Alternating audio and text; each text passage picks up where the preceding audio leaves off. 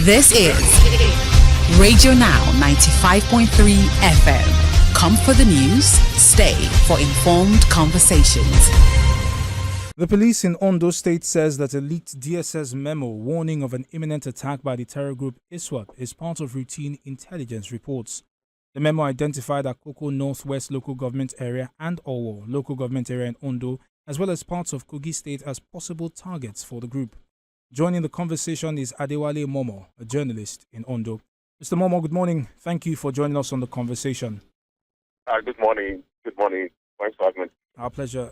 We would like to start by getting a sense of the security situation in Ondo State. Has there been an uptick in security presence, or is it business as usual? As of yesterday, the Commissioner of Police actually was in Akoko, those communities that have been identified as a possible target for the terrorist group that is ISWAP. And the Ashotru is spokesperson, the police spokesperson in state, Olayinka Ayolade, and so the necessary operational and intelligence assets has already been deployed and mobilized to those communities. That's the vision at the moment. And with the government, the government actually assuring residents to be calm that actually the statement, the memo that was leaked, that got leaked, that used to be the routine intelligence sharing among security agencies, and that the residents should be calm about it, that the government and security agencies are on the station. And what can you tell us about the reaction of the residents to this news? As expected, the residents are actually very, very, very apprehensive. Considering the fact that just 3 years ago, some terrorist organization, even identified as this particular ISWAP, tagged a church, a Catholic church in Owo, over 3 years ago now. And Owo happens to be one of the communities identified to be the possible target again. So you can just try to imagine what would be happening in Owo at the moment. So people are apprehensive, and enough security has been actually mobilized to that community to assure residents of safety, from the safety actually. Beyond this threat that speaks specifically to ISWAP, right, we understand that these two local government areas have seen some security-related incidents in the past. Can you speak to us about that? Yes, obviously. You know that Akoko, those two communities in Akoko access of the state, that is Onyi Akoko and Eriti, happens to be on the border communities. They are bordering some part of Kogi State. So there have been some kind of security breaches where you have some perceived people what they claim to be men coming to just attack farmers, and they move back to Kogi State. And because most times Amotek cooperatives in Ondo State do say that the only challenge that they have in dealing with that kind of situation is that after approaching the crime, not committing the crime, they move back to Kogi State, and they can't even go to Kogi State to effect any arrest or to do any kind of other security operations over there.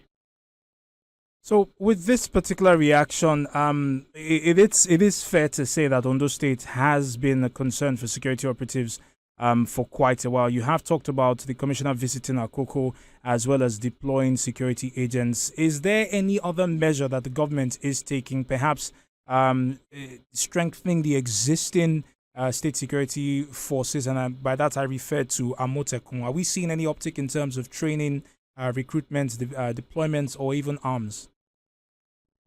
I don't think so. At the moment, even the PDP actually used a statement yesterday, the public city and the director of publicity and media for PDP, that's the one, the TIJ.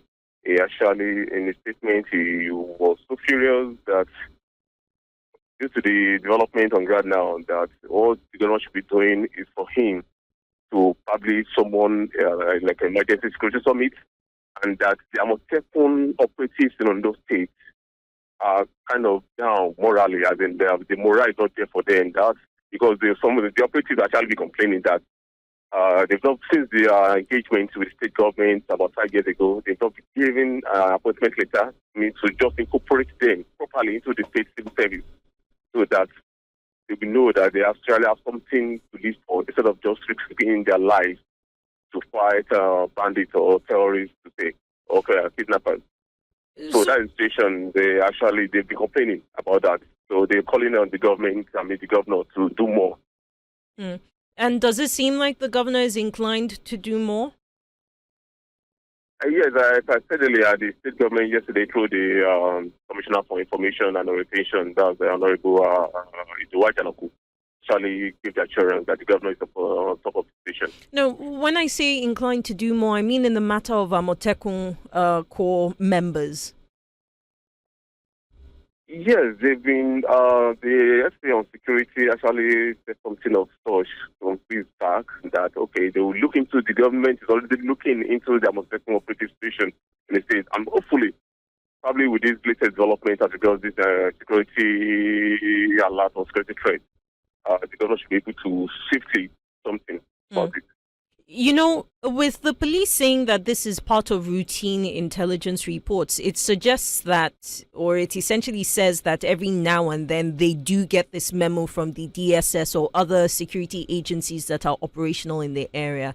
Have you ever noticed any patterns of security movements, the personnel, whether once in a while you see that more deployments are happening in a particular area or anything? Is there anything to suggest that we see some sort of response from the agencies when these reports come? Of course, this is keeping in mind that we don't always know when the reports are disseminated. Why this is different is this. You might want to ask, why will something of such leak? A security memo addressed from the DSS to the brigade commander of the 32 Artillery Brigade in Ondo State. Why will it leak? Was it even leaked deliberately or probably to call the attention of government to something? If they've been sharing social routine intelligence in the past and nobody is even aware, we are not, as the public is not even aware of such situation. So why now? That tells us something is actually very, very wrong, or probably the security guys are trying to call the attention of government to a particular situation or something. And again, not only on those states, that particular intelligence even had Kogi State embedded in it. So, you know, online, I've seen some reactions online where some people are upset that it was leaked and the media reported it. Do you get the sense in Ondo that there is this same reaction? Are people upset that it was reported by the media? Yes, and I would say yes and no, because the people were actually initially, when it was reported, they were so apprehensive that why would this kind of memo leak to the media? Why would the media get hold of such a vital or confidential document? And again, later, probably sometime when the discussion was actually going on, and they were like, oh, probably it's time for the government to actually speak up and sit tight on the security station in the state. Because now, some months back, it was the herders and farmer clashes that claimed so many lives, and they're actually getting out of that situation, and now you're having this on ground now. So the people are actually calling on the government to actually use that measure to just do something. Mr. Momo, thank you very much for your time on this conversation. Adewale Momo is a journalist in Ondo State who joined us today to speak on the leaked memo from the Department of State Security Services indicating a warning of an imminent attack on 2 local government areas in Ondo State as well as Kogi State. You're listening to RadioNow 95.3 FM Lagos, you're beyond the news station. We urge you to stay tuned. In a few short moments, our conversations continue, this time with the latest out of the green and red chambers on keeping up with the National Assembly. This is Radio Now 95.3 FM. Come for the news, stay for informed conversations.